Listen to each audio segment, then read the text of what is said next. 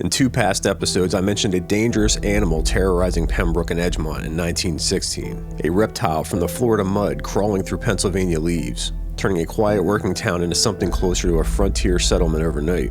Boys formed hunting parties, families kept children inside, rumors spread faster than facts. And then, in April of 1917, it ended the way small town legends often do.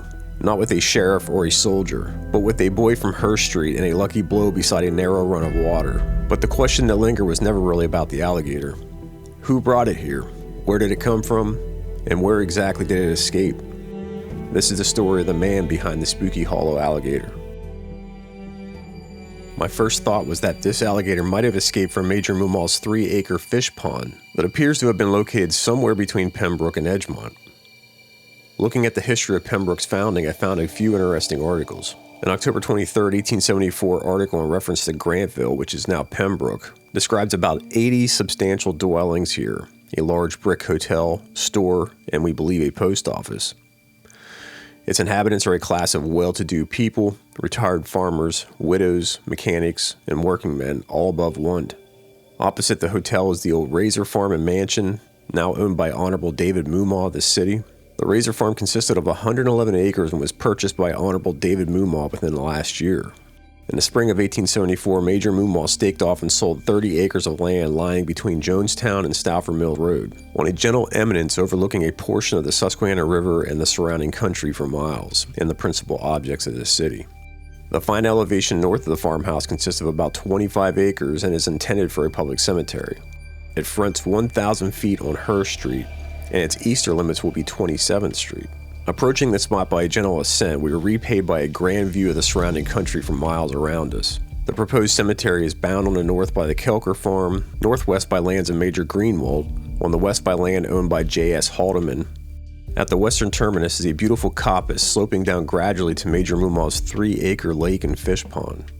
This article indicates that 85 vehicles went past the intersection at Shell's Hotel within 30 minutes. I then found a newspaper article indicating that the alligator was brought to Penbrook by the son of Dr. J.B. Zeigler. That name appears over and over in Penbrook's newspapers for nearly half a century. Dr. J.B. Zeigler was a respected physician, 40 years serving Dauphin County, a man called for emergencies at all hours, a man whose children, home, travels, illnesses, and vacations were all recorded in the local papers like a living town diary. But buried between routine reports of medical calls, weddings, and vacations in the mountains was something stranger. A note from April 11, 1917, which read, "The animal in question came to Penbrook from St. Augustine, Florida, being brought to that town by the son of Dr. J.B. Zeigler. Last fall, the much-discussed animal escaped from the pond in Dr. Zeigler's backyard." So the alligator had a home, and it was in a doctor's yard. So I started looking for Dr. Zeigler's home address. There was a 1906 article about a wedding at the home of Mr. and Mrs. Daniel Longnecker of Progress. It indicated in 1906 the wedding at home of Mr. and Mrs. Daniel Longnecker. Their daughter Maggie was married to Harry Waltz of Progress. Mr. and Mrs. Waltz will occupy a newly furnished home on Main Street, Penbrook, formerly the home of Dr. Zeigler. So as of 1906, Dr. Zeigler no longer lived at this Main Street address. But one address repeats across decades of articles like a sort of breadcrumb trail. 2443 Canby Street. Draft registrations during World War I, family weddings, business ads, medical notices, even a 1926 advertisement telling applicants to write to Dr. Zeigler at that address before he retired to St. Augustine. As early as 1914, 2443 Canby was listed as the Zeigler Apartments. An article from February 28, 1914 indicates a wedding ceremony at the Zeigler Apartments, 2443 Canby Street, Penbrook. Fall of 1916, Dr. Zeigler's alligator escaped. July 7, 1917, draft quota, Walton Bear Zeigler of 2443 Canby Street. A week later, July 17, 1917, draft registration, LL Zeigler of 2443 West Canby Street. But the anomaly here is a 1922 article mentioning a wedding that indicated Merle Zeigler, son of Dr. Zeigler of 2044 Canby Street. I cannot find any evidence of that address existing. But there is a 2444 Canby Street that happens to be right across the street from 2443, the Zeigler Apartments. 6 months after the alligator escape, 2444 was transferred from Joseph Miller to Samuel Grubb, so it doesn't look like Dr. Zeigler was living at 2444 at the time of the alligator escape. 2444 was listed as vacant 5 months prior to the 1922 article indicating that the non-existent 2044 address was Dr. Zeigler's address. So I suspect that the 2044 was an error, and Dr. Zeigler might have moved into 2444 Canby across from his apartment building. Dr. Zeigler was starting to look at retirement homes in Florida at this point, so it makes sense that he probably would have moved out and gave it to his son, Merle Zeigler, in that 1922 article. So 2443 Canby wasn't a passing residence. It was the Zeigler home base. I believe the backyard pond, the one mentioned in the article, was there. Somewhere behind that house, a Florida alligator once slipped into Pennsylvania autumn and vanished into the hills. To understand how bizarre this is, we have to understand the moment, because this wasn't happening in isolation. 1916 and 1917 was one of the most tense periods of American history. Europe was already deep into World War I. The Zimmerman telegram would soon be intercepted, urging Mexico to join Germany against the United States. In April 1917, the very same month the alligator is killed, Congress votes to enter the Great War. While Penbrook residents were whispering about a reptile in the hollow, Washington was whispering about war.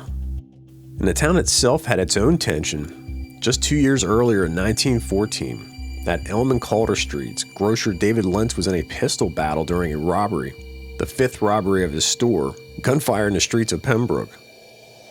It was tricky to find that intersection because Calder and Elm doesn't exist. But if you look at old maps, that section of Calder was at some point changed to Boas. Unfortunately, I don't think the building for Lentz Grocery still exists. The newspaper photo shows David Lentz pointing at the bullet hole that he shot through the front door, but it doesn't show the actual building. Property records for the house on the eastern side of that intersection show that it was built in 1922, the house on the left in 1927, so both of those structures were built after this 1914 gun battle. But in 1907, townspeople were already complaining that trolley cars ran too fast through town after Dr. Zeigler's own collie, Prince, which is also the school children's mascot, was killed by one. In 1916, the year the alligator escaped, Dr. Zeigler's daughter was involved in a car accident, which ended up with her vehicle hanging off the Mulberry Street Bridge. So this wasn't a sleepy postcard town, it was modernizing fast, cars, trolleys, crime, war news, change. And in the middle of it all, a respected doctor with a backyard pond and imported alligators from Florida. The newspaper articles tell us that the alligator buried himself in the hollow's mud and stayed there through the winter. That means this animal crossed streets, yards, maybe even past neighbors' homes before disappearing into the ravine. People didn't imagine this, they lived with it for months. All winter long, they knew it was out there sleeping beneath the frozen mud. Until that spring, the April 11, 1917 article indicates no more alligators to alarm Penbrook residents. The Penbrook Everglades alligator is slain by Herr Street boy. The first reports of this alligator were made several days ago, and the boys of the town formed a band of hunters and proceeded to make things lively for him.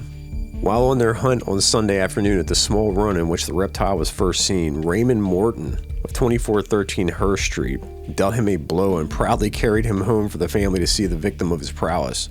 Spooky Hollow's terrors have been lessened by the finding of dead reptile imported from Florida's sunny climate. The animal in question came to Penbrook from St. Augustine, Florida, being brought to that town by the son of Dr. J.B. Zeigler. Several other small brothers and sister alligators also made the trip. Last fall, the much-discussed animal escaped from the pond in Dr. Zeigler's backyard, and after a trip over the hills, buried himself in the hollow's mud. There he remained until spring, when the warm sun brought him out only to meet a sudden and unexpected death. He was the only fugitive. The other brothers and sisters alike all died. Now they have been stuffed and presented by Dr. Zeigler to several families of Penbrook and the city.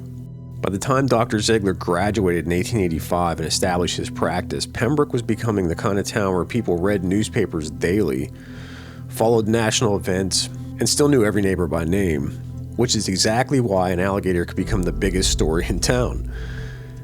A February 10, 1988 article discusses Dr. Zeigler responding to the killing of an infant at Grantville. That same day, February 10, 1988, Charles Dickens arrived at the Bolton House in Harrisburg on his American Notes tour.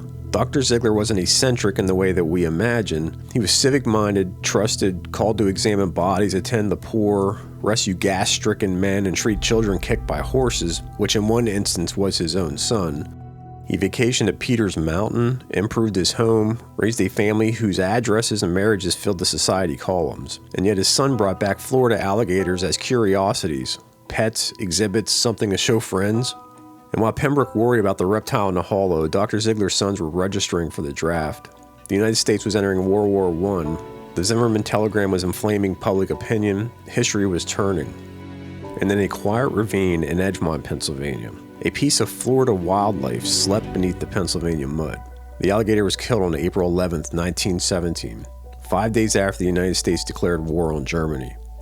In the same week, Penbrook's young men were preparing to leave for Europe, a town on the edge of global history, distracted briefly by something primal and local and unforgettable. A creature that shouldn't have been there. A story that sounds invented, but it wasn't, because behind it was an address, a backyard pond, and a doctor whose life was written all over Penbrook's newspapers for 40 years. The next time you drive down Canby Street or walk the edge of Spooky Hollow, you're walking past the place where the Florida Everglades once slipped into Pennsylvania. And for one winter, everyone knew it was out there.